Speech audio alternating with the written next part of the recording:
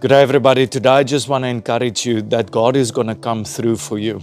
You know, the Word of God says to us that the word God speaks shall not return void to Him, and what He speaks shall prosper in what He sends it forth to accomplish. And God's promises in Him is yes, and it is amen. God is faithful, and His thoughts for you is amazing thoughts. It is powerful thoughts. But you know what? Sometimes we need to learn to wait upon God. When God speaks, when God announces something, when God releases a word over your life, sometimes that word can be for now, but sometimes it can also be for an appointed time. And this is a lot of times where we can get impatient and we begin to act out of the flesh. You know, the Bible says to us in Hebrews chapter 6 verse 15 that Abraham obtained the promise after he patiently endured. But God had to teach Abraham patience, because before the promise there was an Ishmael that was birthed because of impatience, and that Ishmael represents the flesh. Now the flesh is what does not want to wait. The flesh wants things now. The flesh does not want to persevere, does not want to endure.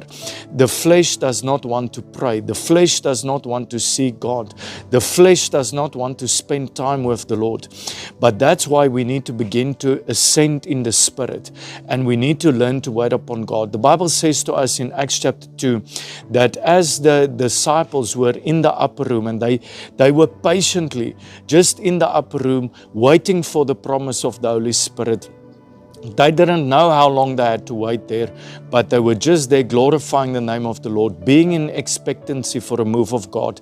And the Bible says suddenly the Holy Spirit came in like a mighty rushing wind. And I want to encourage you today, and I even want to prophesy this over you and just declare it over you today. As you just patiently wait upon God, as you just keep Jesus as your focus, as you just continue to seek Him and continue to exercise that self-control and that long-suffering, you will see that the Holy Spirit is going to come in suddenly, and there's going to come a sudden breakthrough, a sudden opening, a sudden open door, and you're going to see how God is going to move in a very powerful way in your life, and you're going to see that promise that God has spoken over your life come into fulfillment.